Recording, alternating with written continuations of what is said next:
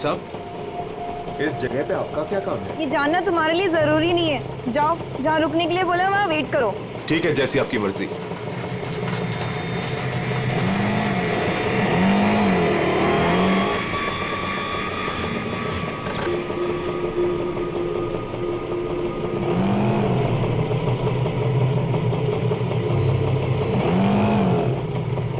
अरे तुम गए नहीं अभी तक, जाओ। जी मेम साहब।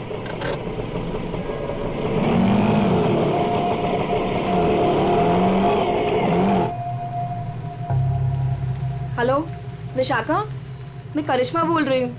मैं एमजी रोड के यहाँ कंस्ट्रक्शन बिल्डिंग पे खड़ी हूँ। मुझे तुमसे तुम्हारी शादी के बारे में बहुत ज़रूरी बात करनी है।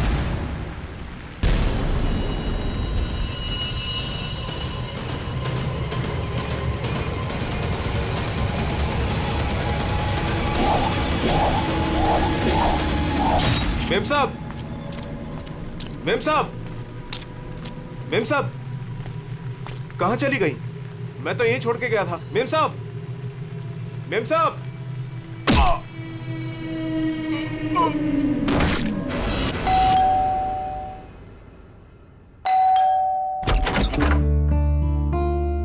अरे आप इतनी जल्दी आ गए ऑफिस से? आज हाँ, आज काम कुछ कम था। ये लो, आते आते तुम्हारे लिए कुछ साग सब्जियां लाया हूँ और इसे फ्रीजर में रख दो। विशाखा के लिए लाया हूँ, उसे आइसक्रीम पसंद है ना। आज आपकी लाडली ये खाने वाली नहीं है। पर क्यों? आज सुबह से ही उदास है, खुद को कमरे में बंद कर रखा है और खाना भी नहीं खाया उसने। तुमने उसे कुछ कह दिया क्या? मैं क्या कहूंगी, लेकिन हाँ, आज सुबह किसी का फोन आया था।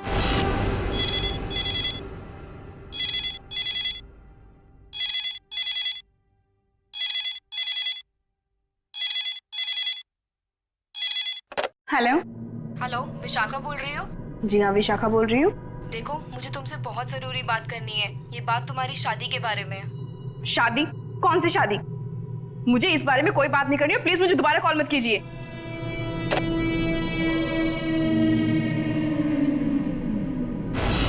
अरे इतनी मुश्किल से तो 2 हफ्ते पहले टूटी हुई शादी को भूल पाई थी, अब फोन करके उसके जख्म किसने हरे कर दिए? बहुत पूछा मैंने कि किसका फोन था, लेकिन रोई जा रही है, जवाब ही नहीं दे रही है। मैं देखता हूँ, तुम चिंता मत करो। विशाखा, विशाखा बेटे, विशाखा बेटे, दरवाजा खोलो। विशाखा, दरवाजा खोलो। विशाखा! ये दरवाजा क्यों नहीं खोल रही है?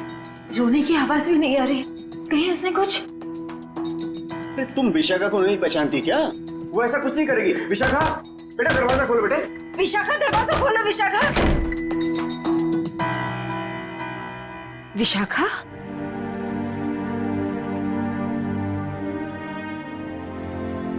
विशाखा बेटे, वो शादी वाले फोन कॉल से चिंता में है ना तू?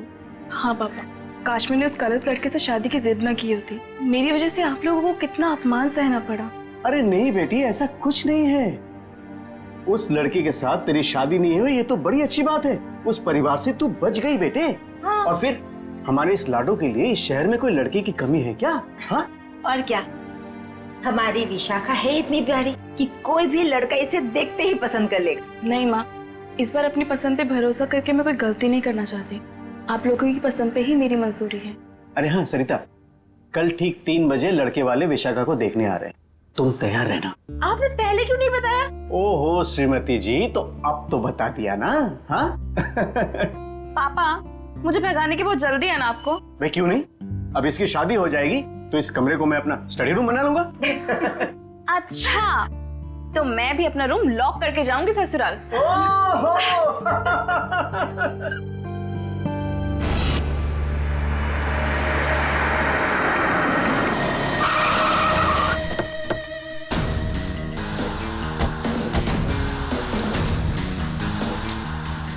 भाई साहब, मैं यहाँ का बचपन, मैंने ही आपको फोन किया था। लाश कहाँ पर है? जी उस तरफ।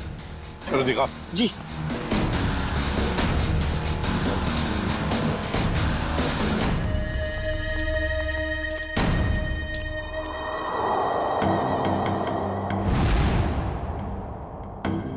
ये ईंटें निकालो।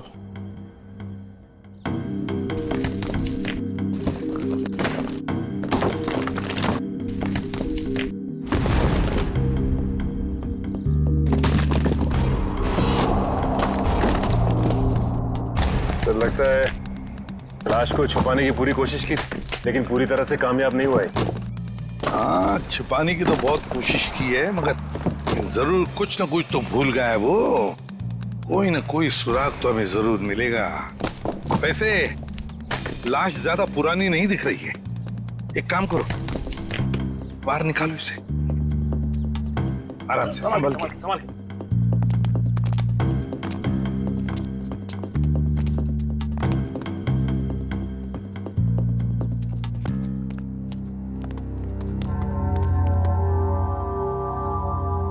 ये देखो, बड़ी बेरहमी से मारा है इसे।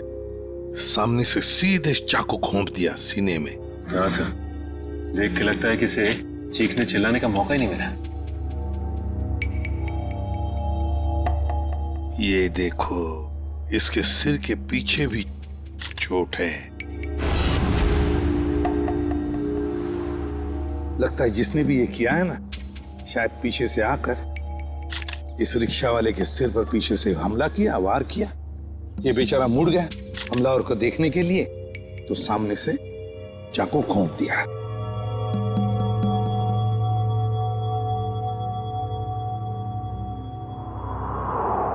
जेब में कुछ भी नहीं। लेकिन सर, कोई रिक्शा वाले को क्यों मारेगा? फ्रेडी, इस रिक्शा वाले को पैसे के लिए तो कोई नहीं मारेगा। हो सकता है इस रिक्शा वाले का किसी के साथ झगड़ा वगड़ा हुआ होगा या आपसी दुश्मनी हो, लेकिन अगर इसकी लाश यहाँ पर है, रिक्शा कहाँ पर होगी?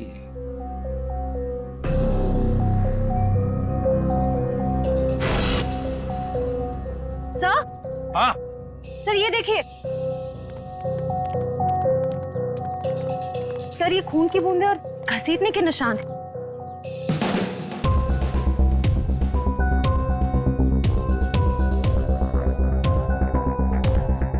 ये देखो,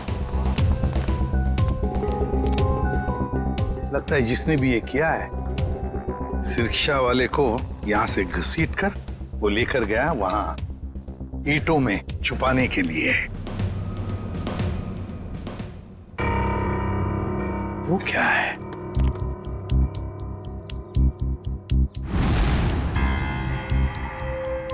किसी आदमी की घड़ी? अरे ये तो काफी महंगी घड़ी है। शायद रिक्शा वाले की होगी।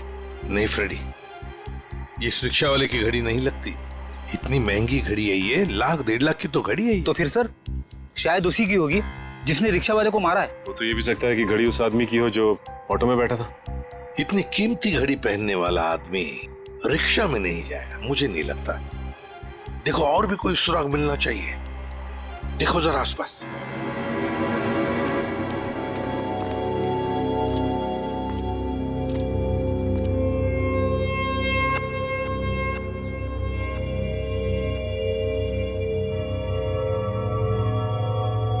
अरे सर, कुछ मिला? हाँ सर, किसी लड़की की ये डायमंड इयररिंग मिली है, यहाँ नीचे गिरी हुई थी। इयररिंग? इसका तो एक ही मतलब हो सकता है, जब ये हादसा हुआ तब कोई लड़की यहाँ पर मौजूद थी। तो खून लड़की ने किया? सचिन, पता नहीं खून किसने किया, लड़की ने या और किसी ने, लेकिन एक बात तो जरूर है कि ये लड़की उस रिक्शा वाले के साथ मौजूद थी। सर, हो सकता है ये लड़की उस ऑटो वाले की सवारी थी। लेकिन लड़की यहाँ ऐसी जगह क्या करने आई थी? कुछ ना कुछ तो और ही चक्कर है। जो भी हो, उस हादसे में जरूर हाथापाई हुई होगी, जिसकी वजह से वहां पर वो घड़ी मिली और अब ये इयररिंग। ये केस तो बहुत पेचीदा हो गया। इतने सारे सवाल लेकिन जवाब इतने कम। सारे सवालों का जवाब इसी बिल्डिंग में है। इस बिल्डिंग को अच्छी तरह से छान मारते। Let's go.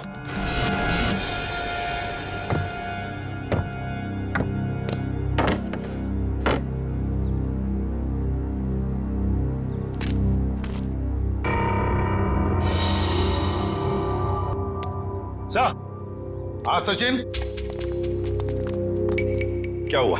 ये देखिए, सीढ़ियों पे खून की बूंदें। हाँ, ये देखो, सर ये तो बहुत ही अजीब बात है, लाश वहां पर और खून की बूंदें यहाँ। मुझे तो कुछ और ही आ रहा है दिमाग में। कहीं और एक लाश तो नहीं इस बिल्डिंग में? ऊपर चलकर देखते हैं, देखते ही ये खून के धब्बे कहां तक है।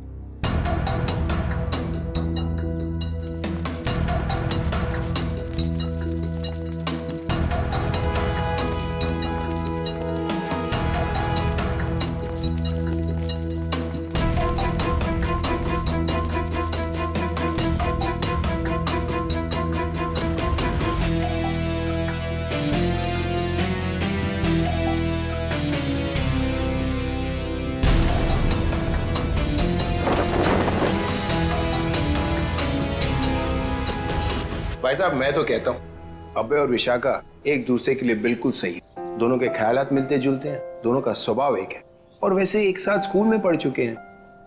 बेटा तुमने हमें बताया नहीं कि तुम अभय को पहले से जानती हो? नहीं पापा, अभय मेरी क्लास में नहीं थे। वो क्या है ना अंकल, हम दोनों की क्लासेस सेम थी पर सेक्शन अलग अलग थे। आप सेक्शन ए में थी और मैं सेक्शन सी में था। बात यह है ना जी, अभय के लिए एक से बढ़कर एक खानदान से रिश्ते आ रहे हैं, लेकिन इससे मना कर दिया है। स्कूल के वक्त से ही आपकी बेटी से प्यार करता है, लेकिन कह नहीं पाया, इसलिए आज मुझे आना पड़ा कहने के लिए। पापा प्लीज, आप मुझे एम्बैरेस कर रहे हैं। नैना और अनुष्का कैसे हैं? स्कूल टाइम से तुम्हारे बेस्ट फ्रेंड हुआ करते थे वो लोग। हाँ, नैना भी बेंगलोर में जॉब कर रही है और अनुष्का की रिसेंटली शादी हो गई है मसूरी में। सुना है बहुत ही खूबसूरत जगह है वो। जी। वैसे तो साउथ अफ्रीका भी बहुत ही सुंदर जगह है। 25 साल पहले हमने हमारे हीरो का बिजनेस वहां शुरू किया था और आज यहाँ तक ले आए उसे। आप लोग बैठिए, मैं आप लोगों के लिए चाय वगैरह लेकर आती हूँ। आप लोग बैठिए, हम आते हैं।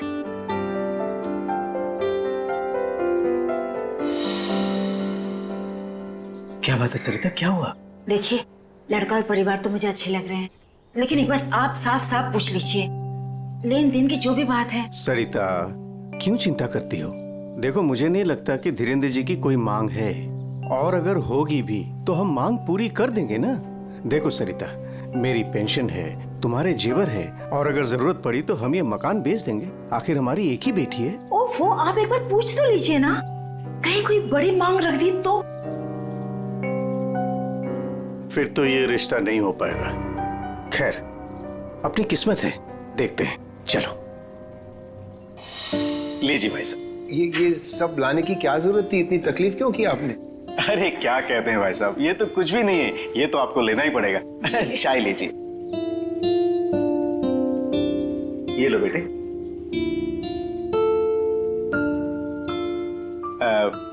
भाई साहब अगर आप बुरा न माने तो कुछ देर हम लोग बाहर चल के आपस में बात कर लेते हैं। अरे इतने में बच्चे भी एक दूसरे से बात कर लेंगे। अरे ये तो बहुत अच्छी बात है, चलिए।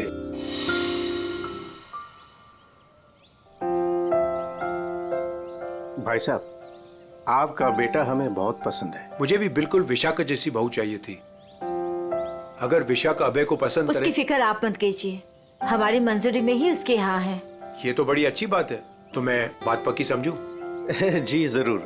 धीरेन्द्र जी, अगर आपकी कोई मांग हो तो आप मुझे। ये कैसी बात कर ली आप लोगों ने? अरे भाई, भगवान का दिया हुआ सब कुछ है हमारे पास। आपकी बेटी सिर्फ 2 जोड़ी कपड़ों में चाहिए, ये आप कर पाएंगे या नहीं? मुझे समझ में नहीं आता कि मैं आपका ये कर्ज कैसे चुका पाऊंगा। लेकिन हमारी एक शर्त है। शर्त? ये शादी 2 दिनों में हो जानी चाहिए। 2 दिनों में शादी की तैयारियां हम कैसे कर सकते हैं? देखिए, ये हमारी एक ही बेटी है, हम चाहते हैं कि उसकी शादी बड़े धूमधाम से हो, इसलिए थोड़ा अगर आप हमें वक्त दे दे तो। देखिए भाई साहब, मैं आपकी बात समझता हूँ, लेकिन 3 दिनों के अंदर मुझे साउथ अफ्रीका पहुंचना है।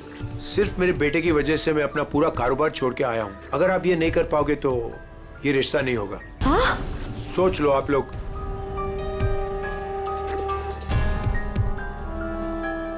ठीक है भाई साहब, ये शादी परसों ही होगी।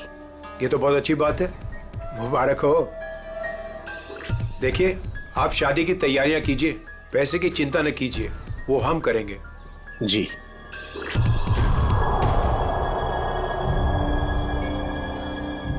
कैसे? तुम चिंता मत करो सरिता, भगवान की जो मर्जी है वही होगा। चलो शादी की तैयारी करते हैं।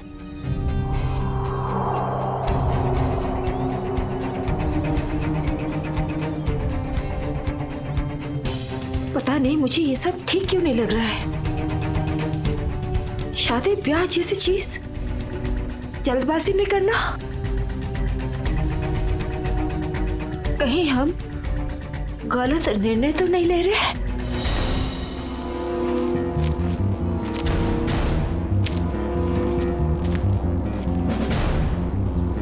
सर, इस लड़की का चेहरा तो पूरी तरह से बिगड़ चुका है। इसकी पहचान करना बहुत मुश्किल होगा। तो सर लड़की के पास से ना ही कोई आइडेंटिफिकेशन मिला है ना ही कोई मोबाइल। तो लाश को देख के लगता है कि इसकी और उस ऑटो ड्राइवर की मौत लगभग एक ही वक्त हुई है सर।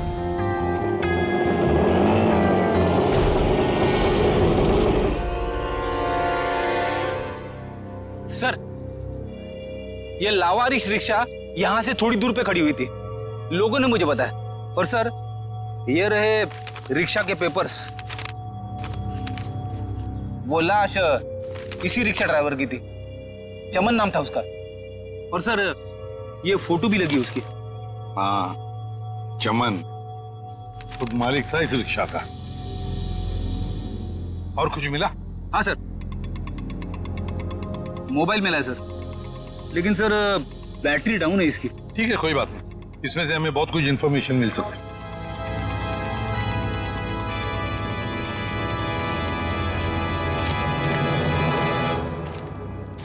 वॉचमैन होना यहाँ के कैसी ड्यूटी करते हो? दो खून हुए यहाँ पर। साहब जी, ये सब कैसे हुआ? मुझे नहीं पता चला। चुप, नाटक बंद। जरा याद करके बताओ, क्या कोई आया था यहाँ पर इस रिक्शा में से? कोई नहीं आता इस रिक्शा से। ये कैसे हो सकता है? हा? कोई बिल्डिंग से ऑटो दूर क्यों खड़ा करेगा? बताओ कौन आया था? हाँ साहब जी, याद आया, जब मैं खाना खाने गया था ना, जरूर कोई आया होगा। ड्यूटी करते हो।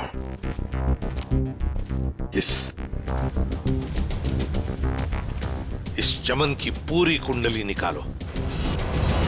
हाँ अभिजीत। सर, वो ऑटो वाले के फोन की डिटेल मिल गई है सर। ये 11 बजे के करीब ममता नगर से निकला और 11:30 बजे जेल स्टेशन पे पहुंच गया। ये MG road under construction building पे कब पहुंचा? सर 12:30 बजे। जेल स्टेशन से सवारी लेने के बाद 12:40 पे उस जगह पे मिला था जहां पे वो ऑटो खड़ा मिला था। मतलब जेल स्टेशन से उसने सवारी उठाई। तो फिर अभिजीत, उस वक्त दो मोबाइल फोन होंगे उस रिक्शा में, एक रिक्शा वाले का और शायद इस सवारी का भी। हाँ सर, मोबाइल कंपनी वालों ने बताया कि रिक्शे वाले के मोबाइल के साथ साथ एक और मोबाइल ट्रैवल कर रहा था। जयवंती और पेटी लगे हैं उसका डिटेल निकालने में। चलो अच्छा। अब देखना यह है कि सर वो सवारी विक्टिम थी या मुजरिम। सर, हाँ सर, वो जो ऑटो की सवारी का मोबाइल नंबर था वो दिल्ली का नंबर है और किसी करिश्मा के नाम पे रजिस्टर्ड है। दिल्ली? अच्छा, इस करिश्मा के बारे में और कुछ पता चला? नहीं सर, और कुछ डिटेल्स तो अभी पता नहीं चल पाए हैं। ये तो पता चला होगा कि उसने आखिरी कॉल किसको किया। किसी लैंडलाइन नंबर पे किया था आखिरी कॉल। पोपटवाड़ी का कोई उदय कुमार है। पोपटवाड़ी, उदय कुमार। पंकज काम करो, इस दिल्ली वाली करिश्मा के सारे डिटेल निकाल, पूरे के पूरे डिटेल। और अभिजीत, इस पोपटवाड़ी के उदय से मिल लेते हैं, पता तो चले ऐसी भी क्या बातें हो रही थी करिश्मा और उसके बीच में।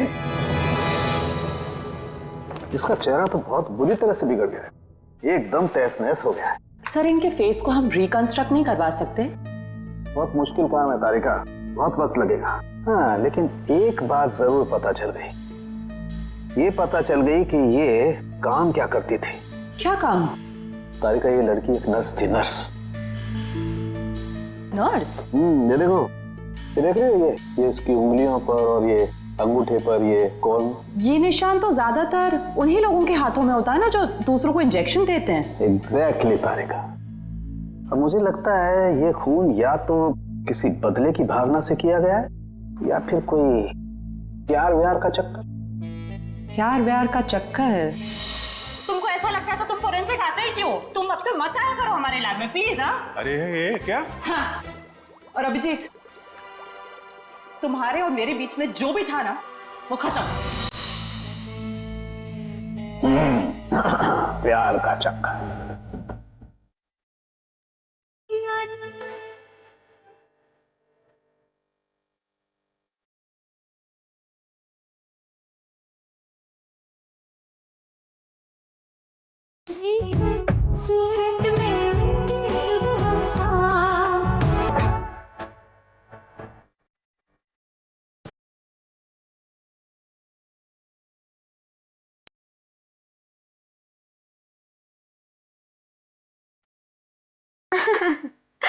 विशाखा, तुम्हें पता है वैसे तो मैं अभय की मुंह बोली बहन हूँ, पर हाँ, एक सगी बहन अपने भाई को उतना प्यार नहीं करती, उससे भी ज्यादा प्यार मैंने अपने भाई को दिया है। Sweet of you. Thank you so much मेरे भाई को शादी के लिए हाँ कहने के लिए। यकीन ही नहीं हो रहा है ना, इतनी जल्दी सारी तैयारियां हो जाएगी। और आज हमारी बेटी की मेहंदी की रस्म है। तुम ठीक कह रही हो, मगर ये सब कुछ मुमकिन नहीं होता अगर धीरेन्द्र जी हमारी सहायता नहीं करते तो। देखो ना, अभय की बहन माया किस तरह से सुबह से लेके सारा काम कर रही है, कितनी अच्छी तरीके से कर रही है ना? वाकई। सर, यहाँ पे तो शादी की तैयारियां चल रही है, पूछताछ कैसे करेंगे? वही तो, लेकिन एक बात याद रखना, ऐसे माहौल में जरा समझदारी से काम लेते हैं, किसी को ठेस नहीं पहुंचनी चाहिए, है ना? अरे आइए आइए, आप लोग लड़के वालों की तरफ से? देखिए, हम लोग मेहमान नहीं हैं, हम लोग सीआईडी से आए हैं। सीआईडी? यहाँ सब कुछ ठीक तो है ना? देखिए, आप फिक्र मत कीजिए, हमें पता है आपके घर में शादी का रस्म चल रहा है, लेकिन देखिए बात कुछ ज्यादा नहीं है, सिर्फ 2 मिनट की बात है। एक बात बताइए, कल लैंडलाइन पे कोई अनजान फोन आया था आपको? हाँ, मेरी बेटी विशाखा ने फोन उठाया था। जरा बुलाइए ना विशाखा को। विशाखा बेटी, 1 मिनट इधर आना। हाँ जी, 1 मिनट। जी पापा। बेटे ये। हाय विशाखा, शादी मुबारक हो। Thank you. हम सीआईडी से हैं, मैं इंस्पेक्टर श्रेया। कल सुबह 10 बजे लैंडलाइन पे एक कॉल आया था। जी आया था। किसका फोन था? किसी करिश्मा का फोन था, बट मैं उसे नहीं जानती। अगर तुम उस लड़की को नहीं जानती हो तो उसने तुम्हें क्यों कॉल की? दरअसल वो मुझसे मिलना चाहती थी, पर मैंने उसे मना कर दिया। तुम तो कह रहे हो तुम उसे जानती तक नहीं, फिर भी वो तुमसे बात करना चाहती थी। कोई ना कोई तो वजह जरूर होगी, हैं? बताओ। शायद वो मेरी शादी के बारे में कुछ बात करना चाहती थी। क्या क्या बात करना चाहती थी? कुछ बताया उसने? जी, तब तक तो मुझे भी नहीं पता था कि मेरी शादी होने वाली है। वो शायद मेरी पिछली शादी के बारे में बात करना चाहती थी। मतलब विशाखा, तुम्हारी पहले भी एक शादी तय हो चुकी थी जो टूट चुकी है। देखिए प्लीज, अगर इस बारे में इस वक्त बात न करें तो अच्छा होगा। बड़ी मुश्किल से उस सदमे से ये उभर पाई है। प्लीज। पापा, इट्स ओके, मुझे उस बात से कोई फर्क नहीं पड़ता है। पर आप इस फोन कॉल के बारे में मुझसे इतने सवाल क्यों पूछ रहे हैं? दरअसल बात यह है कि करिश्मा नाम की उस लड़की का। एक मिनट, मैं समझाता हूँ। देखिए, ये करिश्मा जिसने फोन किया था यहाँ पर, हम उससे मिलना चाहते हैं एक केस के सिलसिले में। ये करिश्मा कोई मुजरिम है क्या? क्या इसने कोई जुल्म किया है और ये मुझसे क्यों बात करना चाहती है? देखो, करिश्मा मुजरिम है या नहीं ये अब तक तय नहीं हुआ है। खैर छोड़ो, आप लोग शादी की तैयारियां करो। और विशाखा, हम सब की तरफ से शादी मुबारक हो। Thank you.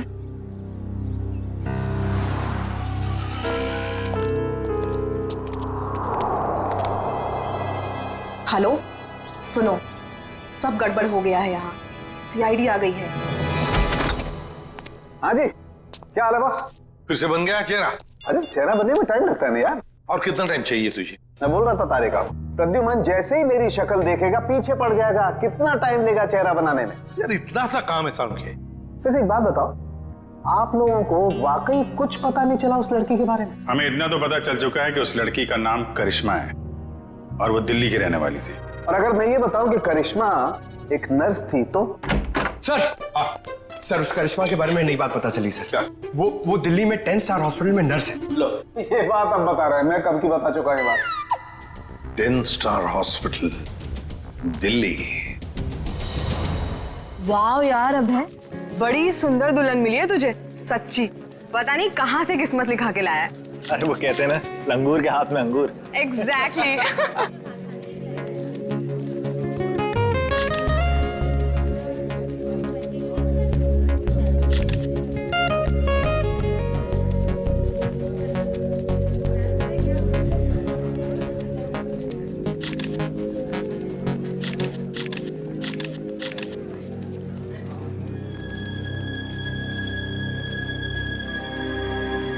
उदय जी आप रो रहे हो, सब ठीक तो है ना?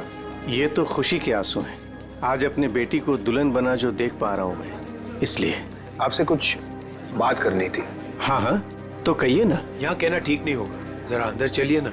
क्यों, हमसे शादी में कुछ कमी रहेगी है क्या? नहीं, वो सब ठीक है, A1। देखिए, सारे मेहमान आ रहे हैं, अगर हम यहाँ से चले गए तो कुछ परेशानी हो जाएगी। फेरे हो जाए, उसके बाद दोनों बैठ करके बातें करते हैं। देखिए, मेहमानों को छोड़िए, आप अंदर चलिए, वरना ये शादी नहीं होगी।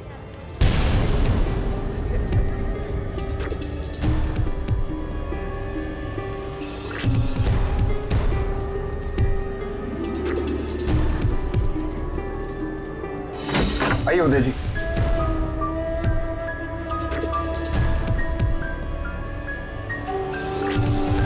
धीरेन्द्र जी, बात क्या है आप बताइए ना। देखिए, मेरी परेशानी बढ़ती जा रही है। अरे भाई, परेशान होने की कोई बात नहीं, एक छोटी सी रिक्वेस्ट है। कैसी रिक्वेस्ट? आपको याद है मैं आपके घर आया था आपकी बेटी को देखने, और मैंने आपको कहा था मुझे दहेज बिल्कुल नहीं चाहिए।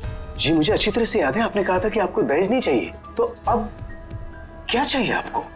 मैं अपनी जुबान का पक्का हूँ, कहा ना दहेज नहीं चाहिए, दहेज नहीं लूंगा। हाँ, मगर आपको दहेज नहीं चाहिए तो क्या चाहिए?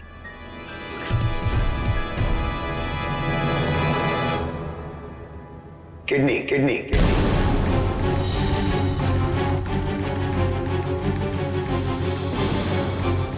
किडनी? पर किसकी? मैं शायद आपको बताना भूल गया कि मेरी तबीयत दरअसल ठीक नहीं रहती, और जल्द से जल्द अगर किडनी ट्रांसप्लांट नहीं हुआ तो मैं ज्यादा दिन नहीं बच पाऊंगा। Kidney transplant? देखिए, आपकी बेटी की शादी है, और कुछ ही दिन बाद उसका ससुर यानी कि मैं मर जाए तो आपको कैसा लगेगा? पर धीरेन्द्र जी, मैं अपनी किडनी कैसे, मेरा मतलब। मैंने पूरा पता लगा लिया है, हम दोनों की किडनीज मैच होती हैं। अच्छा, तो इसका मतलब ये शादी ब्याह ये सब ढोंग है। दरअसल आपको मेरी किडनी चाहिए, इसलिए आपने ये सब। अब फेरों में 2 घंटे और, बहुत समय है आपके पास, सोच लीजिए। और वैसे भी हम दोनों एक परिवार का हिस्सा बनने जा रहे हैं, तो एक परिवार वाले का फर्ज बनता है दूसरे परिवार वाले की जान बचाने का।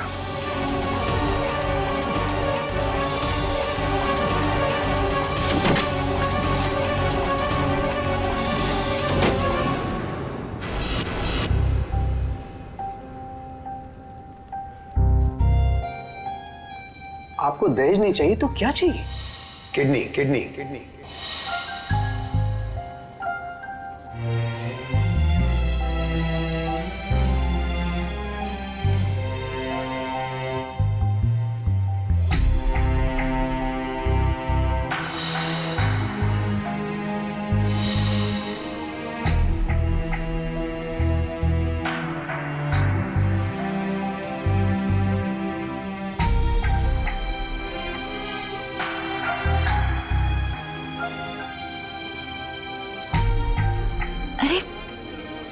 चले गए थे आप? कुमार साहब आए हैं अपनी पत्नी के साथ, वो आपको ढूंढ रहे थे। सरिता, आओ मेरे साथ, 2 मिनट तुमसे बात करनी है। चलो।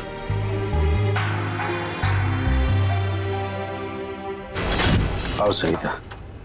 क्या हुआ, मुझे बताएंगे भी?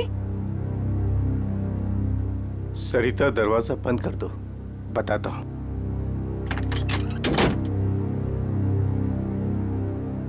अभी तो बताइए, मुझे बहुत घबराहट हो रही है। धीरेन्द्र जी ने मुझसे कुछ मांगा है। पता था मुझे कि ये शादी दहेज लिए बिना हो ही नहीं सकती। वैसे कितने पैसे मांगे हैं उन्होंने? नहीं, उन्होंने मुझसे पैसे नहीं मांगे। तो फिर? सरिता, उन्होंने मुझसे मेरी किडनी मांगी है। किडनी? हाँ सरिता। हे भगवान, इसका मतलब ये सब शादी वादी ढोंग है। वो आपकी किडनी लेना चाहते हैं? मुझे भी यही लग रहा है। ये अचानक से उनका मेरे घर आना, फिर 2 दिन में शादी और अब ये सब कुछ। सरिता, मुझे तो इसमें बहुत बड़ी साजिश लग रही है। तो क्या अब हमारी विशाखा की शादी फिर से टूट जाएगी? अगर मैंने किडनी नहीं दी तो ऐसा ही होगा। ना सरिता, तुम मत रो।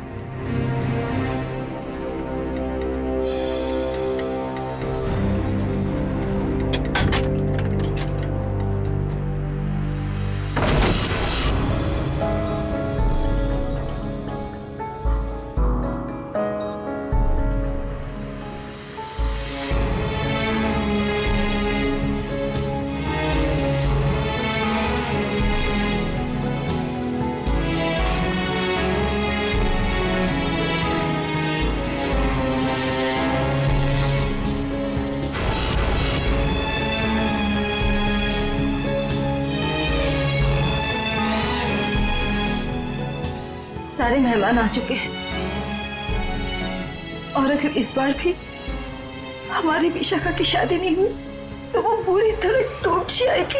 एक जख्म तो वो पहले ही खा चुकी है, लेकिन अब दोबारा वो बर्दाश्त नहीं कर पाएगी। मैं जानता हूं सरिता, तुम ठीक कह रही हो, इसलिए मैंने सोच लिया है, मैं अपनी किडनी दूंगा। हाँ सरिता। नहीं, अगर आपने किडनी दे दी तो आपका क्या होगा? मुझे कुछ नहीं होगा सरिता।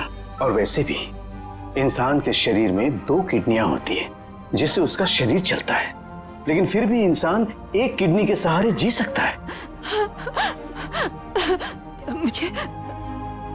मुझे ये सब कुछ ठीक नहीं लग रहा है। अगर कुछ ऊंच नीच हो गई तो मैं आपको खोना नहीं चाहती हूँ। नहीं सरिता, मुझे कुछ नहीं होगा, और अगर मुझे कुछ हो भी गया तो कम से कम मेरी आत्मा को ये सोचकर संतुष्टि तो मिलेगी ना कि मैंने अपनी बच्ची की खातिर उसके पैदाइश से लेकर के उसकी शादी तक सब कुछ किया। प्लीज।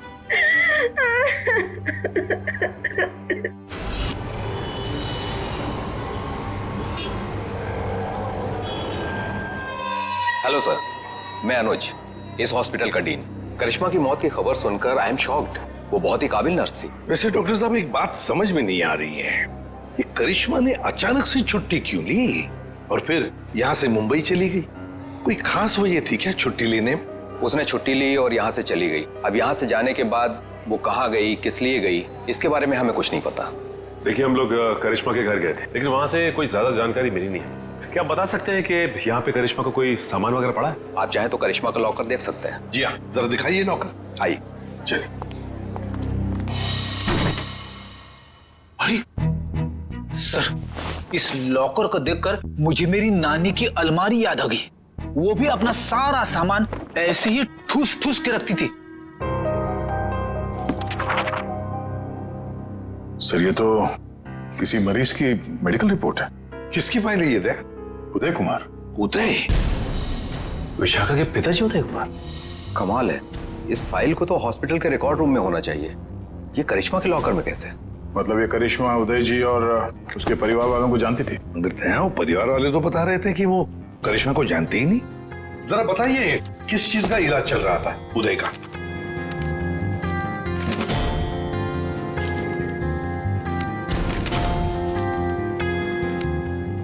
क्या डॉक्टर साहब, आपके चेहरे का रंग उड़ा हुआ क्यों है?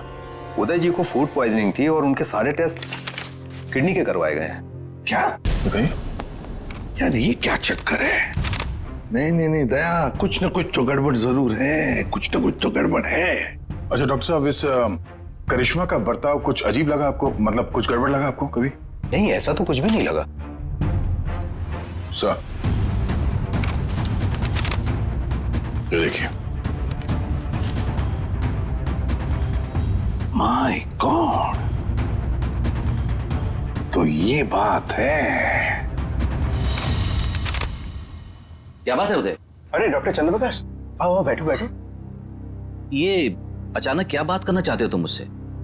और भाभी जी क्यों रो रही हैं? शादी में कोई मदद वगैरह चाहिए? डॉक्टर, शादी की कोई बात है ही नहीं। अच्छा, तुम ये फाइल मेरी देखो ना, मेरी मेडिकल फाइल। ये फाइल चेक करके बताओ कि क्या मैं अपनी एक किडनी डोनेट कर सकता हूँ? उदय, तुम्हारी बेटी की शादी हो रही है और इस वक्त तुम्हें ये सवाल सूझ रहा है? डॉक्टर, शादी न रुके इसलिए तो मैं ये बात पूछ रहा हूँ तुमसे। बताओ ना। क्या मतलब है? मतलब मैं बाद में तुम्हें समझाऊंगा। तुम पहले मुझे ये बताओ कि मैं एक किडनी के सहारे जी सकता हूँ या नहीं। बताओ डॉक्टर, मुझे प्लीज बताओ ना।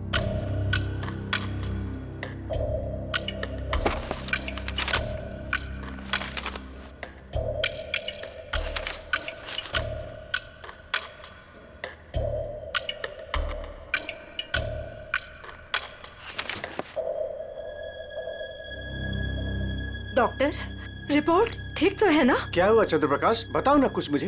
क्या किडनी देना जरूरी है? बस तुम इतना ये समझ लो कि किसी के जिंदगी और मौत का सवाल है।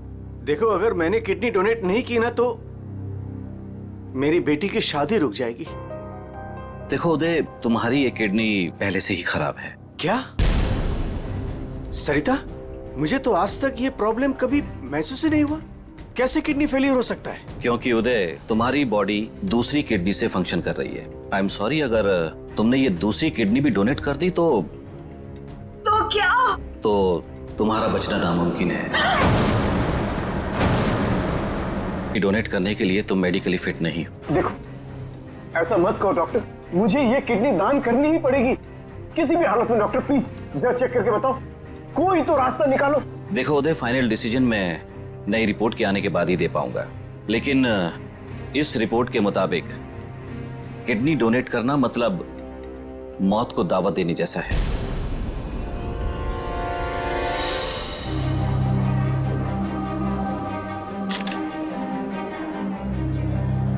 आओ। क्या हुआ माँ? आप परेशान लग रही हैं। नहीं, ऐसी कोई बात नहीं। फेरे का समय हो गया है, आओ।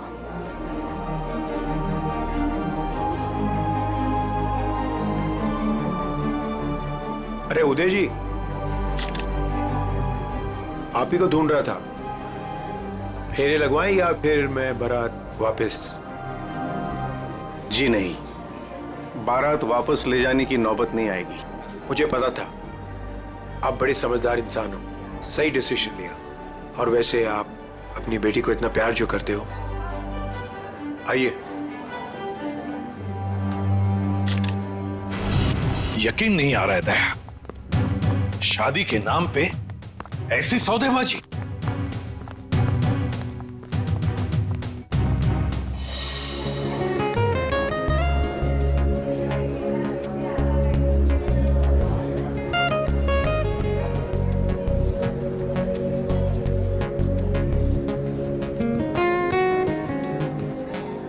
रुक जाइए। सरिता जी, उदय जी कहाँ है? वो तो यही। कहाँ है उदय जी? यही तो थे, कहाँ चले गए? आप लोग यहाँ फिर से क्या हुआ? हमारा उदय जी से बात करना बहुत जरूरी है, जरा बुलाइए उन्हें। उदय जी, उदय जी, कहाँ गए उदय जी? बुलाइए। मम्मी, पापा कहाँ चले गए? आपके पापा कहाँ हैं? इसका जवाब अब ये देंगे धीरेन्द्र जी। क्यों धीरेन्द्र जी, जवाब देंगे ना? मुझे कुछ नहीं पता।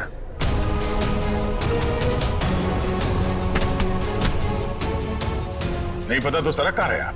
हा? सर, मैंने कुछ नहीं किया सर। मैं तो इनका असली बेटा भी नहीं हूँ सर। मेरे पति को इन लोगों ने गायब करवाया होगा और किडनी के लिए ये लोग शादी तोड़ने की धमकी दे रहे थे। मॉम, आपने बात मुझे पहले क्यों नहीं बताई? आपके पापा से बढ़कर मेरे लिए कुछ नहीं है। शर्म आनी चाहिए तुम्हें, शादी जैसे पवित्र बंधन के आड़ ऐसा घिनौना अपराध करते हुए। सर मैं मानता हूँ इसी प्लान के जरिए मैंने किडनियों का व्यापार किया। क्या? शायद इसीलिए उन गुनाहों की सजा है कि मेरे खुद की किडनी बेकार हो गई।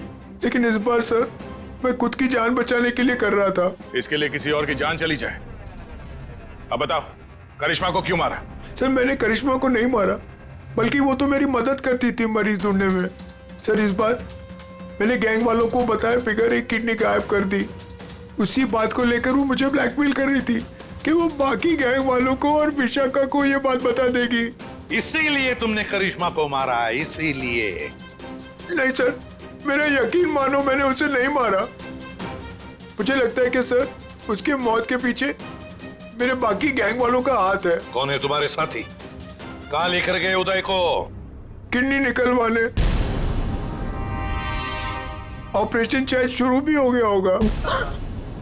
कहाँ हो रहा है ये किडनी निकालने का ऑपरेशन?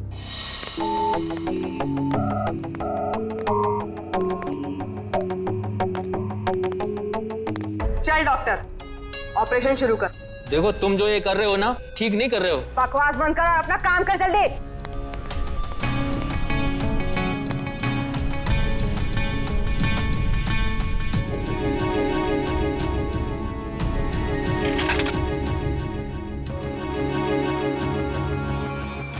अबे जल्दी करना।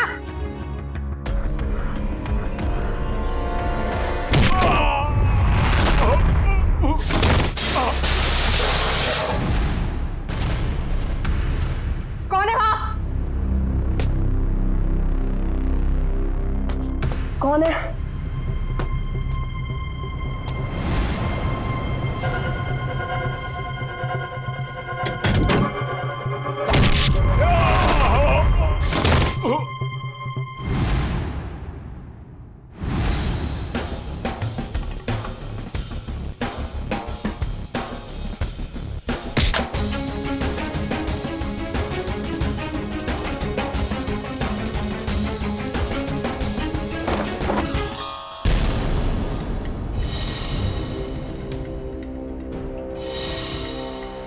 अपने जुर्म का इनाम तो लेती जाओ।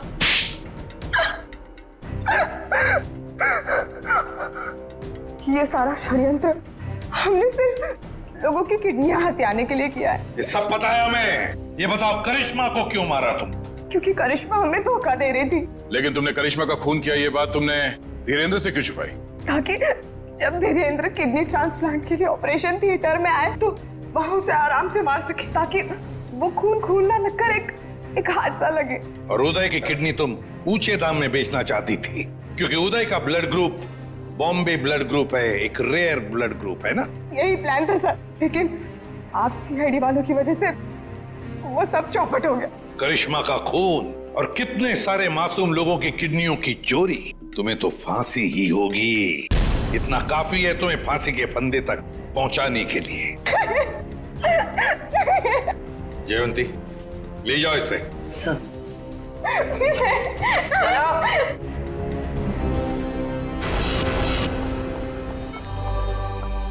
कैसे आप?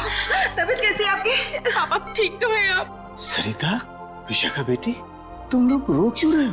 क्या हुआ मुझे? मैं आपसे कभी बात नहीं करूंगी।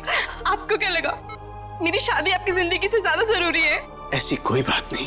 दरअसल मैं और सरिता, हम तो सिर्फ तुम्हारी खुशी चाहते हैं बेटे। मेरी खुशी आपसे है, आपसे है। माना बाकी लड़कियों की तरह मेरा भी सपना है कि मेरा भी एक अच्छा पति हो, लेकिन वो पति मुझे अपने पिता की कीमत पर बिल्कुल नहीं चाहिए। देखा उदय जी, आपकी बेटी विशाखा कितनी समझदार है, सियानी है और सही बोल रही है। एक बात हमेशा ध्यान में रखना, बेटी घर का सम्मान होती है, सुख होती है, खुशी होती है। उसके हाथ पीले करना तो सौभाग्य की बात होती है, लेकिन उसके लिए माता पिता को अपनी जान दांव पर लगाने की कोई जरूरत नहीं। एसीपी साहब, मैं आपसे वादा करता हूं, चाहे कुछ भी हो जाए, मगर मैं इंतजार करूंगा। अब की बार मैं अपनी बेटी का हाथ सिर्फ उसी को दूंगा जो इसके लायक हो। आप सबका बहुत बहुत शुक्रिया बेटी। Thank you very much.